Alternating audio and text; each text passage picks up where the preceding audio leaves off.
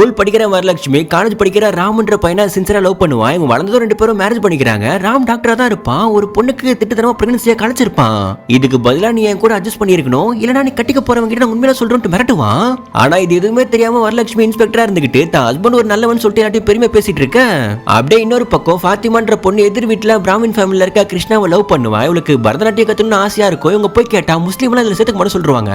இவங்க லவ் வீட்டுல சொன்னா 2 பேர் வீட்லயும் வேற வேற மதன்றதால ஒத்துக்கவே மாட்டாங்க. இவங்க பிடிவாதமா இருக்கிறதால பேரண்ட்ஸ் இவங்க வீட்டை விட்டு தொத்தி விட்டுற. சோ இவங்க 2 பேரும் திருமணம் பண்ணிக்கிட்டு தனியாவே சந்தோஷமா வாழ ஆரம்பிச்சிடறாங்க. ஒய்ஃப் பிரெக்னன்ட் ஆனதும் செக்கப்புக்கு ராம மீட் பண்றான். லாஸ்டா இவன் வேணும்னே ஃபாத்திமாவை இடிச்சிருப்பான். அவங்க அவனை அடிச்சிருப்பாங்க. அப்போ நீ என்ன அடிச்சல, இப்போ நான் ஒரு கைனகாலஜிஸ்டா இருக்கேன், உன்னை எங்க வேணாலும் என்ன தொட்டு செக் பண்ண முடியும்னு சொல்றான்.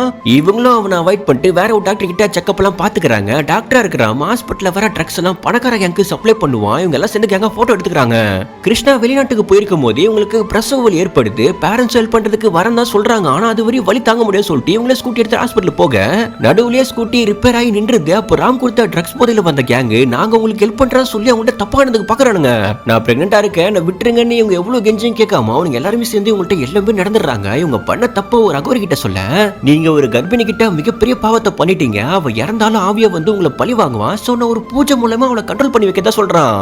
இந்த பக்கம் இவங்க வழியில துடிச்சுக்கிட்டே குழந்தைய பெத்தெடுத்துடுறாங்க. அவனுங்க ஒரு பக்கம் இவங்களை எரிக்கிறதுக்காக வந்துட்டு இருக்க, குழந்தைய காப்பாத்த தூரமா தள்ளி வச்சிருவாங்க. வந்தவனுங்க இவங்களை உயிரோட பெட்ரோல் ஊத்தி எரிச்சு கொண்டுட்டு அங்கிருந்து போயிடறானுங்க.